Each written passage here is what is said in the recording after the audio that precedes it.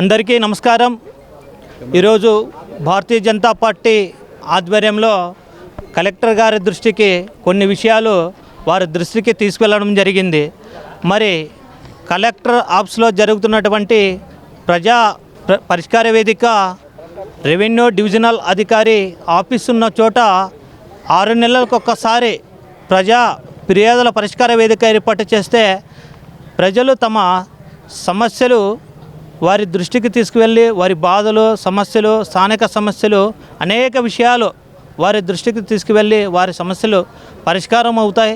ఇలా చుట్టుపక్కల స్థానిక అధికారుల దృష్టికి అనేక సమస్యలు తీసుకువెళ్ళి స్థానిక అధికారులు నిర్లక్ష్యంతో వారి సమస్యలు అలాగే ఉండిపోతున్నాయి। మరి వారి సమస్యలు ఎవరికి చెప్పుకోవాలో దిక్కు తెలియని పరిస్థితుల్లో ఉన్నారు।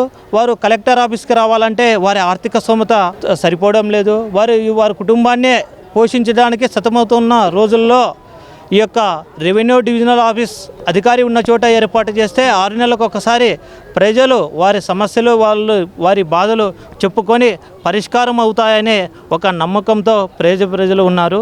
అలాగే ప్రభుత్వ పాఠశాలలో చదువుతున్నటువంటి పేద విద్యార్థులు ఈరోజు రాష్ట్ర స్థాయిలో నేషనల్ స్థాయిలో గోల్డ్ మెడల్ సాధిస్తున్నారు। వారికి ప్రతిభ ఉంది కానీ వారికి ఆర్థిక స్తోమత లేదు। మరి వారికి ప్రభుత్వమైన ఏదైనా ఒక సంక్షేమ పథకం ఏర్పాటు చేసి వారిని ఆర్థికంగా ఏదైనా సహాయం చేసి వారిని ప్రోత్సహించి భవిష్యత్తులో వారు మంచి పథకాలు సాధించాలి, మంచి చదువులు చదవాలి।